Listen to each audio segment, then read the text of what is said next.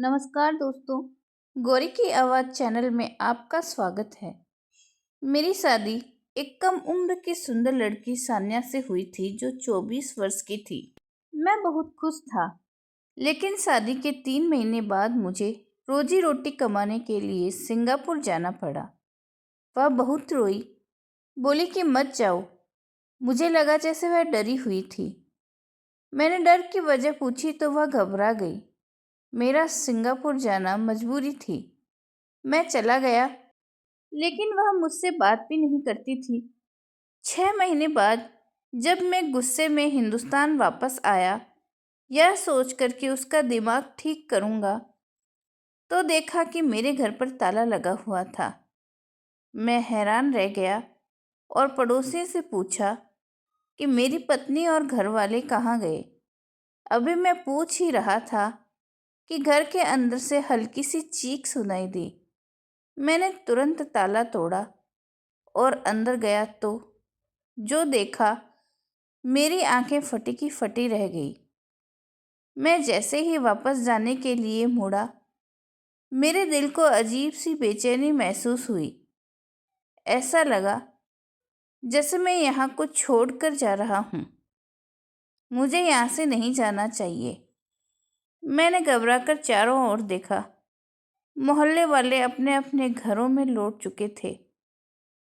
जब उन्हें पता चला कि मैं सिंगापुर से वापस आया हूँ, तो सभी मुझसे मिलने आए थे, लेकिन दरवाजे की ओर इशारा करते हुए बोले कि तुम्हारे जाने के 3 महीने बाद ही यहाँ ताला लग गया था। इसके बाद हमने कभी किसी को भी इस घर में आते जाते नहीं देखा। पता नहीं तुम्हारी पत्नी कहाँ चली गई।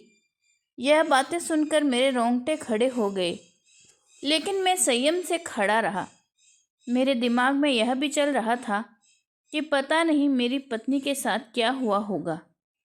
जब मैं अपने घर गया तो माँ ने भी खुद जताया और कहा, तुम्हारे जाने के बाद मैंने सान्या से कहा था कि मेरे पास आकर रह लो, लेकिन उसने मना कर दिया। पहले पहले तो मैं बहुत हैरान हुई, जोर भी दिया कि कैसे अकेली रहोगी, मगर वह अपनी बात पर अड़ी रही। कहती रही, नहीं, मैं यहाँ ही रहूँगी। तो मैंने कोई ज़बरदस्ती नहीं की। 1 हफ्ते बाद जाकर देखा तो तुम्हारा घर बंद था। लोगों से पूछा तो उन्हें भी कुछ नहीं पता था। यह बातें जैसे जैसे मैं सुनता जा रहा था, उतना ही परेशान होता जा रहा था।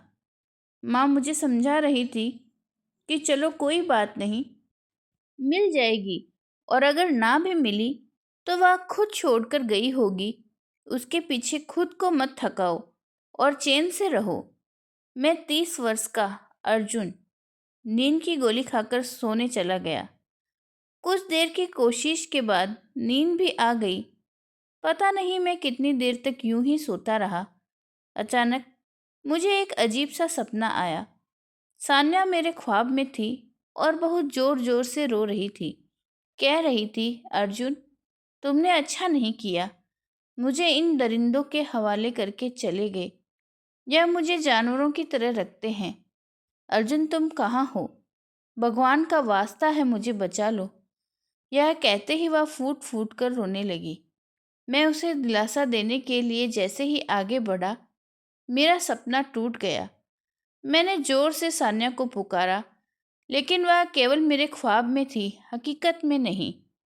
मैं बौखलाकर इधर उधर देखने लगा और खुद को अपने कमरे में बिस्तर पर पाया। तुरंत उठकर पानी का एक गिलास पिया।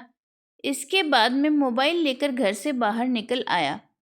कुछ समझ नहीं आ रहा था कि कहाँ जाऊं और कहाँ नहीं। बेचैनी में मैं फिर वापस अपने पुराने घर चला आया। ताला अब भी वैसे ही लगा हुआ था, बल्कि अब उस पर हल्का सा जंग भी दिखाई दे रहा था। मेरे पास उस ताले की चाबी थी। मैंने चाबी से ताला खोला तो पूरा घर वीरान पड़ा था। मैं अंदर गया तो देखा कि सारे कमरे बंद हैं। उन्हें खोल कर देखा तो सब कुछ बिखरा हुआ था। सान्या के कपड़े, मेकअप का सामान ड्रेसिंग टेबल पर यूं ही पड़ा था, जैसे वह अभी अभी तैयार होकर कहीं गई हो। उसके कपड़े भी इधर उधर फैले हुए थे। रसोई में गया तो वहाँ भी कोई सब्जी चूल्हे पर रखी थी, मगर अब उसमें से सड़न की बदबू आ रही थी। पानी का गिलास, चाय के जूठे बर्तन, जैसे जैसे मैं देखता जा रहा था, एक अजीब सी घबराहट हो रही थी। पूरा घर ऐसा लग रहा था जैसे कोई बस 5 मिनट के लिए बाहर गया हो और फिर कभी वापस न आया हो। मैंने वहीं खड़े खड़े सान्या की माँ को फ़ोन लगाया तो वह रोने लगी। बोली, हमने अपनी बेटी की शादी तुमसे की थी, लेकिन जब से वह उस घर से विदा होकर गई है, तुमने उससे सारे रिश्ते तोड़ दिए। मैंने जल्दी से कहा, आंटी, मैं यही बताने वाला था आपको, लेकिन उन्होंने मेरी बात काट दी और बोली, 3 महीने पहले उसने अजनबियों की तरह फ़ोन किया और कहा कि वह सिंगापुर जा रही है अपने पति के पास। पता नहीं अब संपर्क हो भी पाएगा या नहीं। मैंने जल्दी से पूछा, क्यों नहीं होगा संपर्क? तो वह रोते हुए बोली, माँ, अर्जुन बहुत गुस्से वाले हैं। यह कहकर उसने फ़ोन काट दिया और आज तुम मुझे फ़ोन कर रहे हो। मैं तो मुसीबत में आ गई हूँ। अपनी बेटी तुम्हारे साथ ब्याह कर। वह रो रही थी, जबकि मैं हैरान परेशान उनकी बात सुन रहा था। मैंने सान्या को सिंगापुर नहीं बुलाया और हाँ, ना ही मैंने उसे कभी मना किया कि वह अपने घर वालों से कोई संपर्क न रखे। मुझे तो इस बात की बिल्कुल भी परवाह नहीं थी, बल्कि शादी के शुरू के दिनों में अक्सर मैं ही उससे पूछा करता था कि आज तुमने अपने मायके में बात की है। अगर वह नहीं कहती तो मैं अपने सामने बिठाकर उसे फ़ोन करवाता। फिर अगर वह अपने मायके में नहीं है तो कहाँ जा सकती है? यह बात मुझे बहुत परेशान कर रही थी। मैंने फ़ोन काट कर एक दो और जान पहचान वालों को फ़ोन किया, मगर उन्होंने भी साफ इनकार कर दिया कि उन्हें मेरी पत्नी के बारे में कुछ नहीं पता। मैं वहीं चारपाई पर सिर पकड़कर बैठ गया। काफ़ी देर बाद उठा, लेकिन वहाँ से मुझे हासिल भी क्या होना था। मुझे एक अजीब सा एहसास हुआ, जैसे सान्या यहीं कहीं मौजूद हो, मगर मैंने तो पूरा घर छान मारा था और वह मुझे कहीं नहीं मिली। लेकिन उसकी खुशबू और एक एहसास मुझे वहाँ से जाने नहीं दे रहा था। कुछ देर और वहीं रुकने के बाद मैं चुपचाप बाहर निकल आया। अब मेरा रुख पास के थाने की ओर था।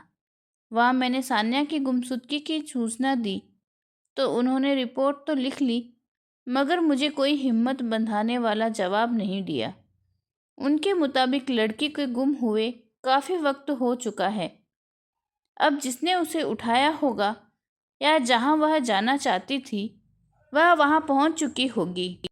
आपको यह रिपोर्ट गुमशुदगी के 24 घंटे के भीतर लिखवानी चाहिए थी, लेकिन आपने लापरवाही की। अब हम कोई गारंटी नहीं दे सकते। हाँ, कोशिश जरूर करेंगे कि आपकी पत्नी को ढूंढ सके। मैं वहां से भी मायूस होकर बाहर निकल आया। बाहर देखा तो एक जगह भारी भीड़ लगी थी। लोग वहां खड़े होकर बातें कर रहे थे। शायद कोई बाबा शहर में नया आया था और अपनी बातों की वजह से मशहूर हो चुका था। मैंने सिर झटक कर वहां से निकलने का इरादा किया, तभी एक आदमी की बात मेरे कान में पड़ी। अरे, जब से मैंने साध्वी जी को लंगर चढ़ाया है, मेरी तो सारी परेशानियां आज ही हल हो गई। अब तो बस यही दुआ है कि वह मेरे लिए भी कुछ बोल दे। मुझे यकीन है मेरे बड़े मसले भी हल हो जाएंगे। मैंने अचंभे से उन दोनों महिलाओं को देखा जो न जाने किस सोच की दुनिया में थी। यही दुआ अगर वे घर बैठकर करती तो शायद उन्हें बिना वजह लंगर और चढ़ावा देने की नौबत ही न आती। जाहिर था लोग अंधविश्वास के जाल में फंसे थे। मैं सिर झटक कर वहां से चला आया। हर ओर से मायूस हो चुका था। भगवान से भी रो रो कर अपनी पत्नी से मिलने की दुआ करता रहा। मुझे यकीन था कि उसके साथ जरूर कोई हादसा हुआ होगा। वह मुझे इस तरह धोखा नहीं दे सकती। मेरी माँ ने अपनी पसंद से शादी की थी। मुझे उस पर कोई एतराज नहीं था। शादी के तुरंत बाद ही मेरी सिंगापुर में नौकरी लग गई। जब माँ को यह बात पता चली तो वह बहुत खुश हुई, लेकिन सान्या रोने लगी। मैंने उसे चुप करवाया तो वह नरमी से बोली, मैं नहीं चाहती कि आप मुझे छोड़कर जाएं। आपके बिना मैं अकेली रह जाऊंगी। क्या करूंगी मैं? मैंने उसे बहुत दिलासा दिया। फिर मेरे जाने के दिन नज़दीक आ गए तो मैं पैकिंग में पूरी तरह उलझ गया। उन दिनों मैंने ध्यान नहीं दिया कि सान्या बहुत खोई खोई सी लग रही थी। वह एक दिन सोचते हुए बोली, अर्जुन, क्या आप मेरा हालचाल लेते रहेंगे? पीछे क्यों? क्या हुआ? मैंने हैरानी से पूछा तो उसने अपने दिल पर हाथ रखकर कहा, अर्जुन, मुझे कुछ अच्छा नहीं लग रहा। ऐसा लग रहा है कि आप जब चले जाएंगे तो कुछ बहुत बुरा हो जाएगा। उसकी बात का मतलब मैं उस वक्त नहीं समझ पाया था। वह बहुत डरी हुई लग रही थी। कहने लगी, मुझे बचपन से ही सच्चे सपने आते हैं। यह बात उसने एक बार पहले भी बताई थी, मगर मैंने ज़्यादा ध्यान नहीं दिया। अब जब उसने दोबारा वही बात कही तो मैंने हैरत से पूछा, कुछ देखा है तुमने ख्वाब में? वह उलझ कर बोली, यही तो समस्या है। ख्वाब में जो संकेत होता है उसे मैं समझ नहीं पाती। जब वह घटना घट जाती है तभी उसी संकेत का अर्थ समझ में आता है। बस अब मैंने ऐसा सपना देखा है जैसे मैं आपको हवाई अड्डे पर छोड़कर किसी कुएं में गिर रही हूं और आप भी मुझे नहीं बचा पा रहे हैं।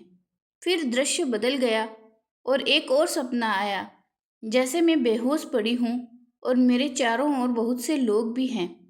मैं सभी की बातें सुन रही हूँ। हर कोई मुझसे बात करना चाहता है। वह सोचते हुए यह सब कह ही रही थी। मैं जो अपना बैग बंद कर रहा था, अचानक उसके पास आया और कहा, यह कैसा सपना है? इसका क्या मतलब हो सकता है? वह सिर हिलाते हुए बोली, मुझे वाकई नहीं पता कि यह सब क्या हो रहा है और क्यों दिख रहा है। किसी बात का कोई अंदाजा नहीं है। बस एक एहसास दिल में गहराई में जकड़ा हुआ है कि अगर आप चले गए तो मैं बर्बाद हो जाऊंगी। मत जाइए मुझे छोड़कर। यह कहकर वह मेरे गले लगकर फूट फूट कर रोने लगी। मैंने उस वक्त उसकी बातों पर बिल्कुल भी ध्यान नहीं दिया, क्योंकि तब मुझे विदेश जाने का जुनून सवार था।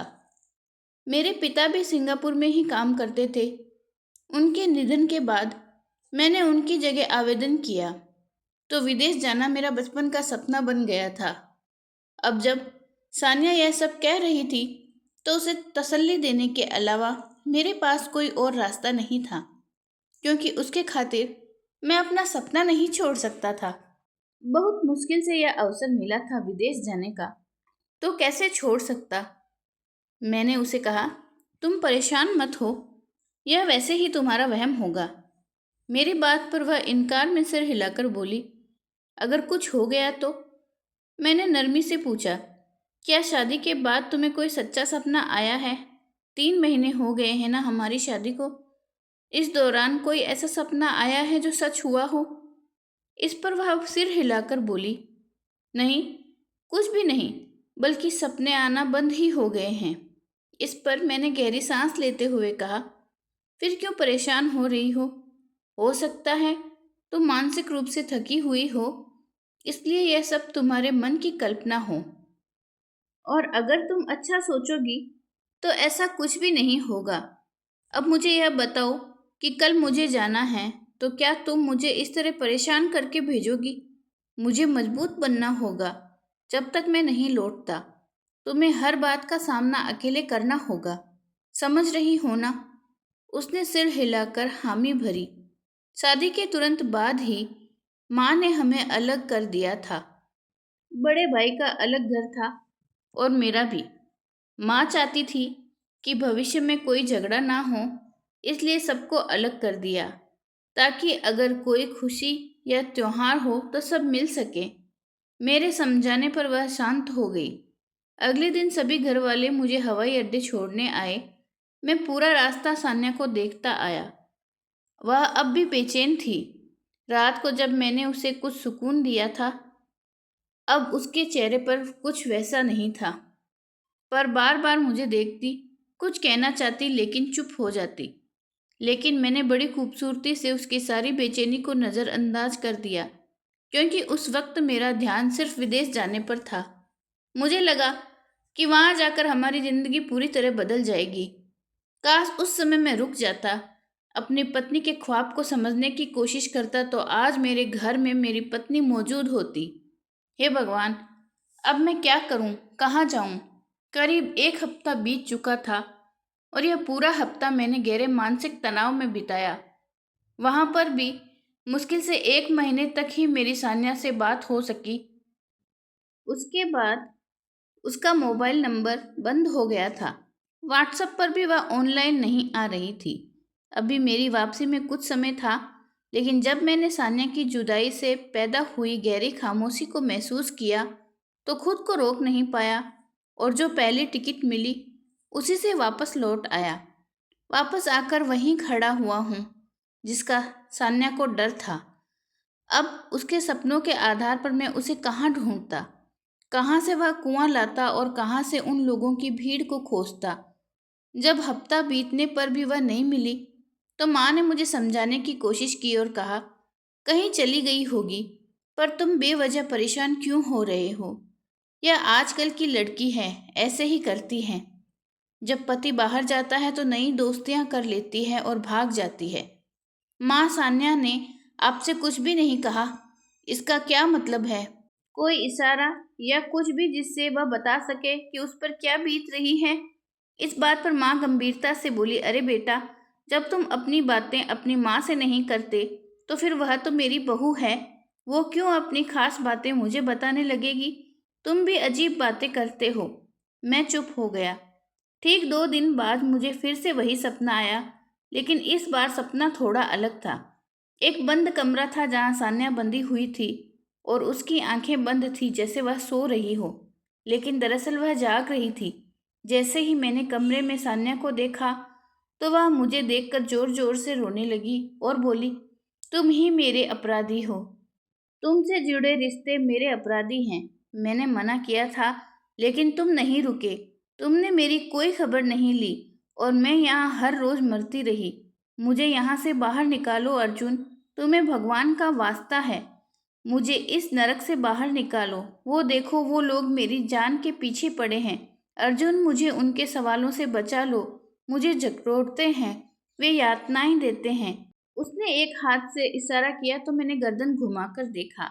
वहां एक बहुत बड़ी दीवार में लगी खिड़की थी, जहां अनगिनत लोग खड़े सान्या को पुकार रहे थे। वह बार बार मुझे बुला रही थी कि मुझे यहाँ से ले चलो, यह लोग मुझे मार डालेंगे। मैं आश्चर्यचकित होकर वहां खड़ा वह सारा दृश्य अपनी आंखों से देख रहा था। लोगों की भीड़ लगातार बढ़ती जा रही थी। फिर उन सब ने मिलकर दीवारों में लगी बड़ी खिड़की एक झटके में तोड़ दी और इंसानों का एक बड़ा सैलाब सान्या की ओर भागा। वो चिल्लाने और रोने लगी। इससे पहले कि मैं उसे बचाने के लिए वहां जाता, वह लोगों में कहीं खो गई। बस उसी सपने के बाद मेरी नींद खुल गई। मैं इधर उधर देखते जा रहा था, जो आज भी अपने कमरे में ही था। यह कैसे सपने आ रहे हैं? क्या मुझे कोई संकेत मिल रहा है जिससे मैं सान्या को खोज सकूं? या फिर वह यह सपने मेरे दिमाग की उपज है? मैं बाहर आया तो माँ आंगन में बैठी थी। मैं उनके पास जाकर उनकी गोद में लेट गया और रोने लगा। जैसे जैसे वह मुझे दिलासा दे रही थी, वैसे ही मेरी रुलाई और तेजी से होती जा रही थी। माँ, मैं ही अपराधी हूँ सान्या के खोने का। वो मुझे मना करती रही कि मत जाओ मुझे छोड़कर। कहती थी अगर गए तो मेरे साथ बहुत बुरा होगा, लेकिन मैंने उसकी एक बात भी नहीं सुनी। उस वक्त मेरे ऊपर विदेश जाने का जुनून सवार था और मैं किसी भी हालत में वह सुनहरा मौका हाथ से नहीं जाने देना चाहता था। लेकिन अब क्या करूं? वहां जाकर अपनी पत्नी को ही खो चुका हूं। माँ मुझे संभालने की बहुत कोशिश करती। वो अक्सर मेरा ध्यान सान्या से हटाने में लगी रहती, ताकि मैं बेवजह सोच सोच कर पागल ना हो जाऊं। एक दिन मैं अपने घर में यूं ही बैठा हुआ था, जब माँ की एक सहेली हमारे घर आई।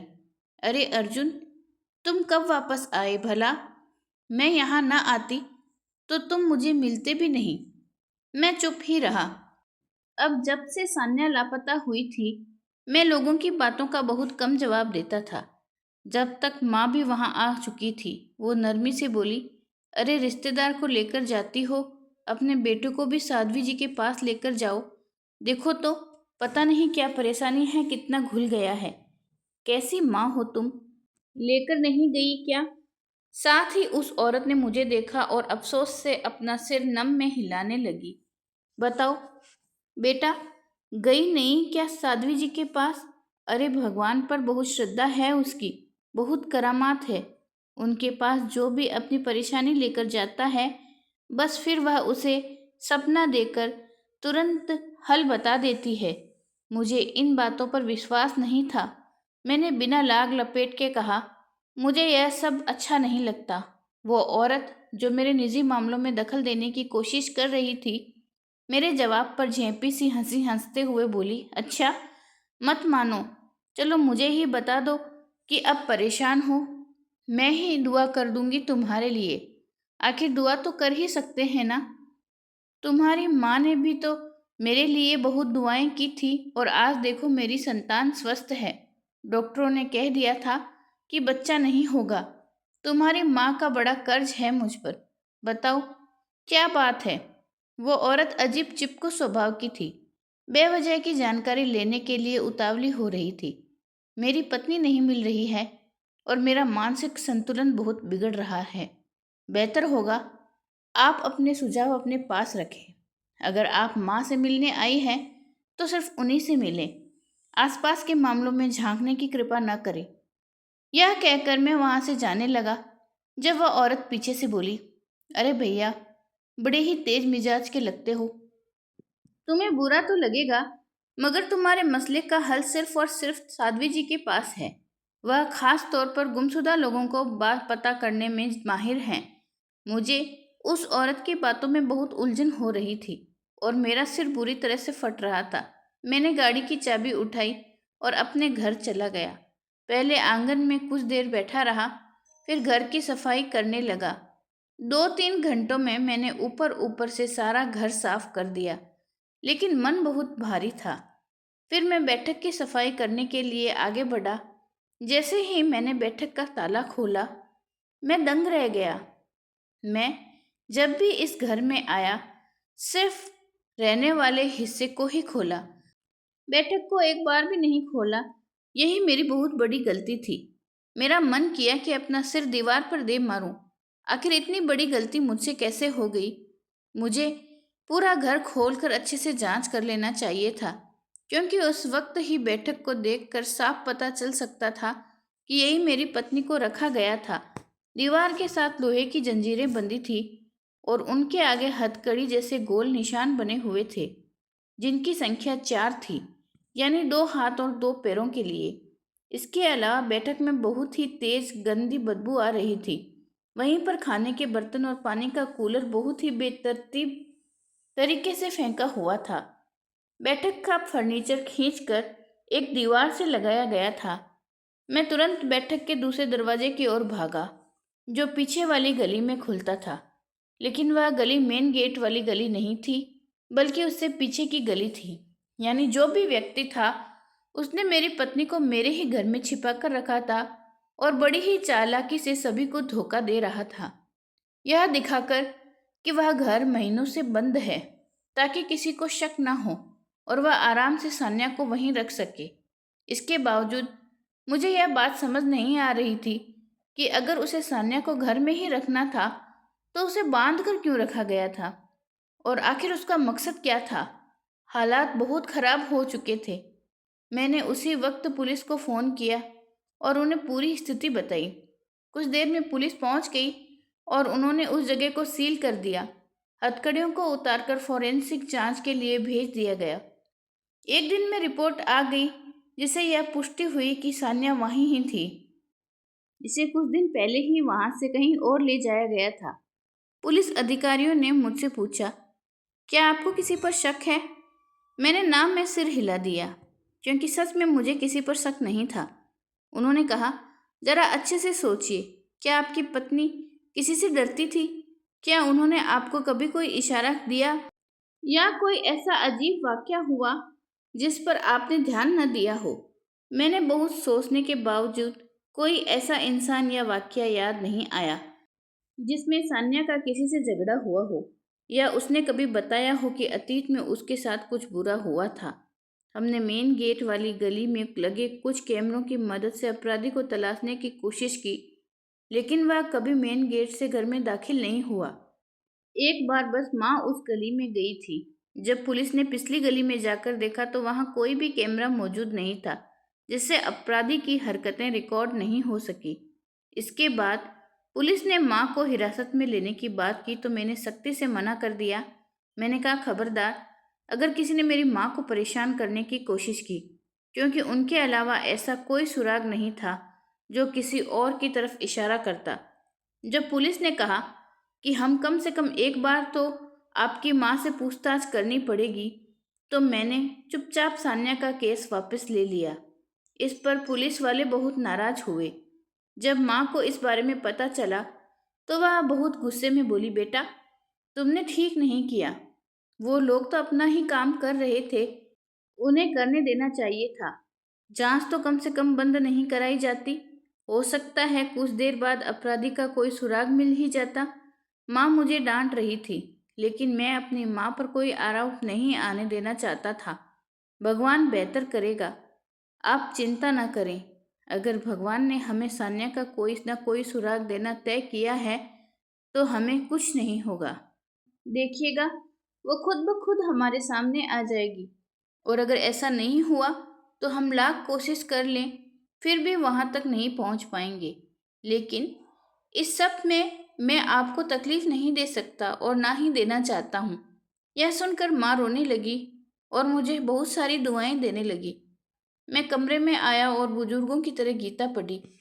बार बार भगवान से यही प्रार्थना कर रहा था कि मेरी पत्नी को अपनी सुरक्षा में रखें।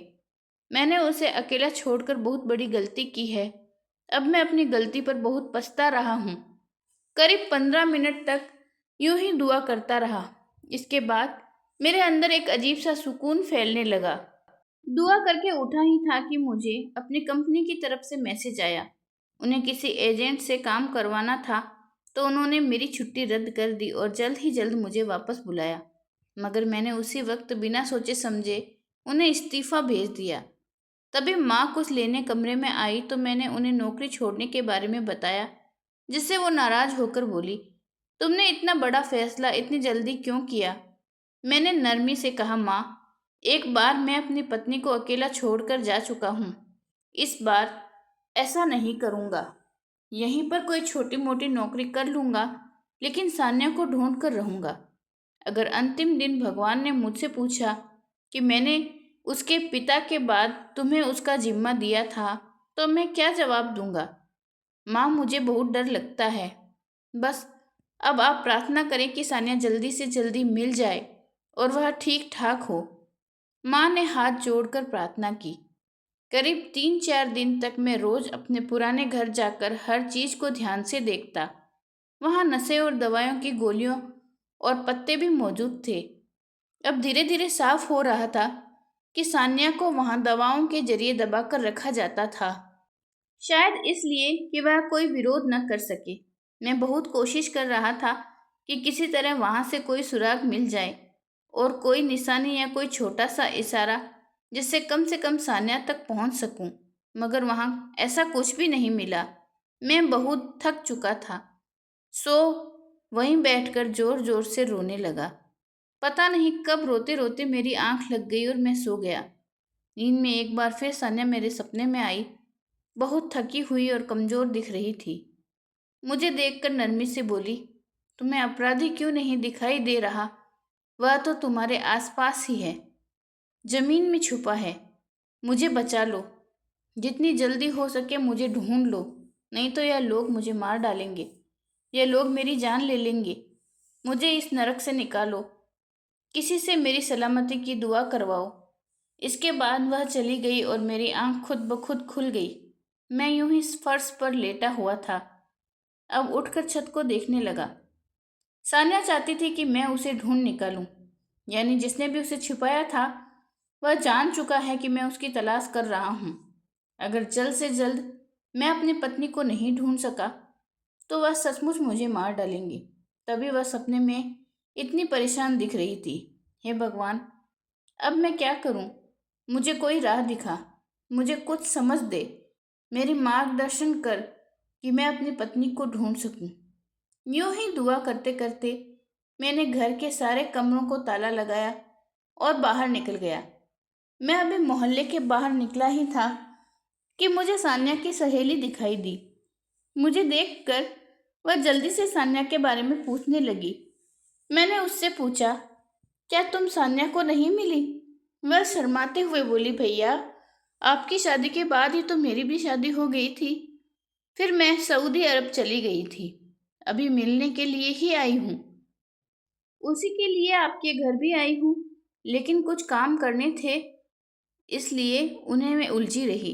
जब मैं आपकी ओर आ रही थी, मैंने उदास लहजे में कहा, नहीं सोनम, कोई ज़रूरत नहीं है। वो हैरानी से मुझे देखते हुए बोली, क्या हुआ भैया, सब ठीक है? आप परेशान लग रहे हैं।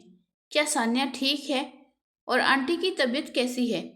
मैंने नम में सिर हिलाया और खुद को संभालते हुए कहा, सोनम, सान्या खो गई है, वह नहीं मिल रही। अरे ऐसे कैसे खो गई? कोई छोटी सी बच्ची है जो आप यूं ही परेशान हो रहे हैं? मोहल्ले में किसी के घर गई होगी, अभी आ जाएगी। उसकी बात सुनकर मेरी आंखों में अनायास ही आंसू आ गए, जिन्हें मैंने बेरहमी से पोंछते हुए कहा, नहीं, आपकी भाभी अभी नहीं खोई। उसे तकरीबन 3 महीने हो चुके हैं। फिर वहीं खड़े खड़े मैंने सोनम को संक्षेप में सारी बात बताई। वो गम से कुछ बोल ही नहीं सकी। मैंने कहा, सोनम, तुम तो सान्या की दोस्त थी, क्या तुम मेरी कुछ मदद कर सकती हो? वो जल्दी से बोली, जी भैया, आप बताइए, मैं आपकी हर तरह से मदद करने के लिए तैयार हूँ। मुझे यकीन नहीं होता कि वह छोटी सी हंसमुख सान्या यूं अचानक गायब हो सकती है।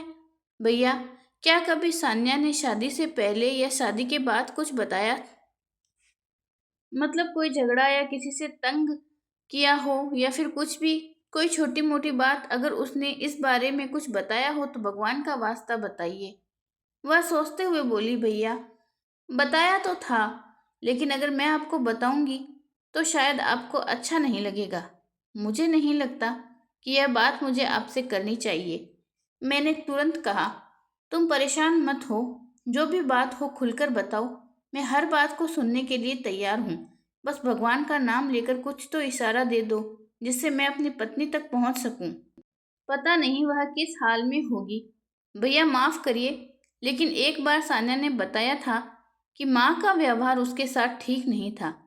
मैंने उसकी बात को काटते हुए कहा कि माँ का व्यवहार उसके साथ ठीक क्यों नहीं था? माँ ने तो शुरू से ही हमें अलग कर दिया था।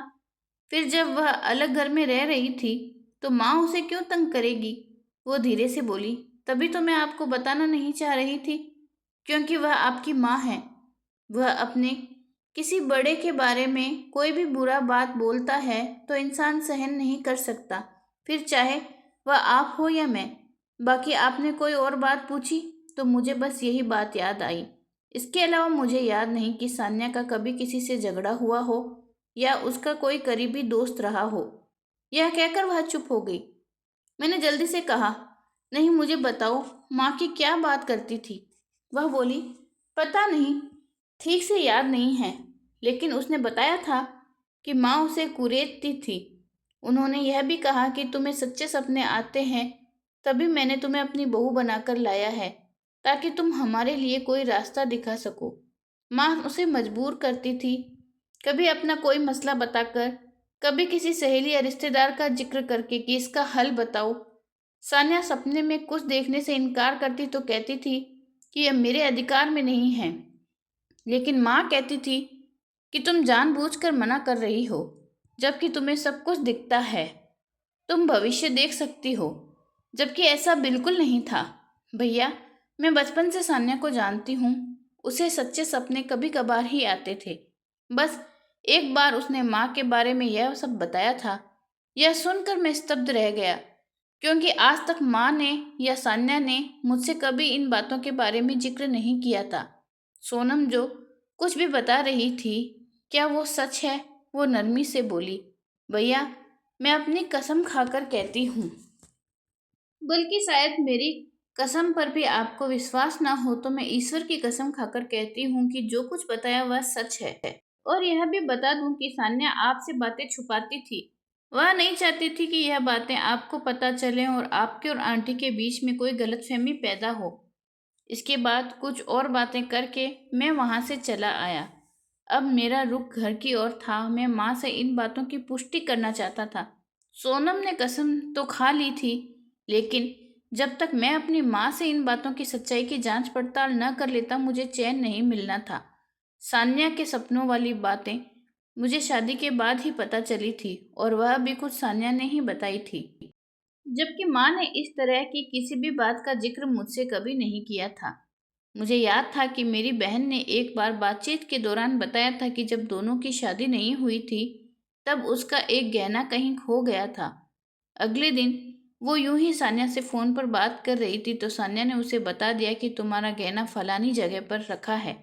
यह बताते हुए मेरी बहन बहुत हंसी और बोली, तुम्हारी तो मौज है। अगर तुम्हारे घर में कुछ गुम हो गया तो भी चिंता नहीं, तुम्हारी पत्नी को हर बात का पता चल जाता है। मैंने तब इस बात पर ध्यान नहीं दिया, लेकिन अब एक एक कड़ी जुड़ती जा रही थी। मैं पैदल ही घर की तरफ चल पड़ा। तभी मुझे एक बार फिर वही जगह दिखाई दी जहां लोग बड़ी श्रद्धा से कतार में खड़े थे। उसी वक्त मुझे सान्या का सपना याद आया जिसमें वह कह रही थी कि किसी से दुआ करा लो। मुझे उन सब बातों पर विश्वास नहीं था, लेकिन सान्या पर था। वह चाहती थी कि मैं उसे खोजूं, तो बिना कुछ सोचे समझे मैं भी उस कतार में लग गया। मुझे विश्वास नहीं था कि यहाँ कुछ मिलेगा, लेकिन पता नहीं क्यों मैं वहां से हिल नहीं सका और मेरे पैर खुद ब खुद रुक गए। काफी देर बाद मेरा नंबर आया। कमरे के बाहर बैठे व्यक्ति ने मुझसे 1,000 रुपए लिए। मैंने चुपचाप पैसे निकाल कर दे दिए। वो जब अंदर गया तो वहां का माहौल अजीब सा था। एक व्यक्ति कुर्सी पर बैठा था। देखने में वह कोई नकली बाबा लग रहा था। उसके पास जमीन पर एक छोटा सा कपड़ा बिछा हुआ था, जिस पर एक लड़की आंखें बंद किए दीवार से टिकी हुई थी। उस लड़की की हालत बहुत खराब थी। बाल बिखरे हुए थे और कपड़े बेहद मैले कुचेले थे। हाँ भाई, क्या समस्या है तुम्हारी? किसी महिला ने ऊंची आवाज में पूछा। पहले तो मेरा मन किया कि मैं चुपचाप वहां से निकल जाऊं, लेकिन फिर मैंने कहा, मेरी पत्नी लापता है, उसकी खोज करानी है, या फिर कोई दुआ, जो भी आपको उचित लगे। बस मुझे मेरी पत्नी चाहिए। उस व्यक्ति ने उस महिला की ओर इशारा किया और कहा, साध्वी जी को कुछ भेंट दो और उन्हें अपनी समस्या बताओ। वह अपना सपना देखकर बता देगी कि तुम्हारी पत्नी कहाँ है। मैंने उस नशे में डूबी हुई महिला की ओर देखा जो आंखें बंद किए बैठी थी और नशे की गंध चारों ओर फैली थी। यह समझना मुश्किल नहीं था कि वह उस समय बहुत नशे में थी। मैं वापस जाने के लिए मुड़ ही रहा था कि मेरा अगला कदम रुक गया और मेरी सांसें थम गई। मैं दोबारा उस महिला के पास गया और गौर से देखा तो पाया कि वह कोई और नहीं बल्कि मेरी पत्नी सान्या ही थी। उसकी हालत बहुत खराब थी और वह इतनी गंदी हो चुकी थी कि पहचानना भी मुश्किल हो रहा था। मैं उसे जोर जोर से झकझोरने लगा। सभी लोग मेरी ओर ध्यान से देखने लगे। उस नकली बाबा ने मुझे पीछे करने की कोशिश की तो मैंने उसे बुरी तरह पीटना शुरू कर दिया। वहां अच्छा खासा तमाशा लग गया। भीड़ में से किसी ने पुलिस को बुला लिया। जब पुलिस आई तो मैंने उन्हें बताया कि यह मेरी पत्नी है। पुलिसकर्मी वही थे जो सान्या के केस की जांच कर रहे थे। उस जाली बाबा ने बहुत विरोध किया, लेकिन पुलिस ने उसे हिरासत में ले लिया। मैं सान्या से बात करने की कोशिश कर रहा था, लेकिन वह अपने होश में नहीं थी। शुरू में वह बाबा मुंह नहीं खोल रहा था कि यह सब किसके कहने पर कर रहा था, लेकिन जब पुलिस के हाथ वह आदमी लगा तो उसने जो नाम लिया वह मेरे लिए अविश्वसनीय था। उसने मेरी माँ का नाम लिया और कहा कि वही औरत इस लड़के की मदद से गलत धंधा चला रही है। वह उसे शाम को यहाँ से ले जाती है और पता नहीं किस जगह पर रखती है, फिर सुबह वापस ले आती है। यह लड़की सच्चे सपने देखती है और हम उससे दिन में लाखों रुपए कमा लेते हैं। वह पाखंडी बाबा बोलता जा रहा था और मैं धरती पर खड़ा नहीं हो पा रहा था। यह सोचकर कि आखिर मेरी माँ ने यह सब क्यों किया, उन्हें इसकी जरूरत क्यों पड़ी। सान्या से मेरी शादी भी उन्होंने इसी वजह से करवाई ताकि वे उसे अपने गंदे धंधे में इस्तेमाल कर सके। मेरे विदेश जाते ही माँ ने सान्या को नशा और दवाइयाँ देना शुरू कर दिया था। फिर इस घर को ताला लगाकर उसे बैठक में बंद कर दिया और अलग अलग तरह के लोगों से उसका उपयोग करवाती थी। मैं स्तब्ध वहां खड़ा था जब एक पुलिस अधिकारी मेरे पास आया और बोला, हाँ भाई, अब बताइए, अब भी आपकी माँ पर कोई जांच ना हो या अब भी उन्हें छोड़ दें। अब यह बात साबित हो चुकी थी कि इस सब के पीछे आपकी माँ ही थी। मुझे कुछ समझ नहीं आ रहा था। माँ को पुलिस अपने साथ ले गई और उन पर कड़े आरोप लग गए। सान्या को बहुत भारी मात्रा में नशे की दवाई दी गई थी, जिसकी वजह से उसका इलाज शुरू हुआ। धीरे धीरे सान्या की तबीयत में सुधार आने लगा, लेकिन हमारे रिश्ते पर जो जख्म लग चुके थे वह कभी पूरी तरह नहीं भर पाएंगे। माँ अब सलाखों के पीछे थी और मैं अपने भीतर के उस तूफान से जूझ रहा था जिसमें अपनों की साजिश, प्यार की टूटन और विश्वास की मौत शामिल थी। जिंदगी जैसे अचानक ठहर गई थी। अब बस फिर से शुरू करना था, लेकिन इस बार बिल्कुल अकेले। तो दोस्तों, इस कहानी का नैतिक संदेश यह है कि अंधविश्वास, लालच और अपने स्वार्थ के लिए किसी के जीवन से खिलवाड़ नहीं करना चाहिए। सच्चाई चाहे कितनी भी छुपाई जाए, अंत में उजागर होती ही है। किसी के सपने, रिश्तेदार और भावनाओं के साथ धोखा देना सबसे बड़ा अपराध है और इसका परिणाम न केवल कानून देता है बल्कि समय और नियति भी बहुत कठोर सजा देती है। तो दोस्तों, यह थी आज की कहानी। इस कहानी के बारे में आपकी क्या राय है कमेंट बॉक्स में ज़रूर बताएं। और अगर आपको कहानी पसंद आई हो तो वीडियो को लाइक करें और चैनल को सब्सक्राइब करें और बेल आइकन पर क्लिक करके इसे ऑन ऑल पर सेट करें ताकि आपको नए वीडियो की सूचना तुरंत मिल जाएगी। धन्यवाद।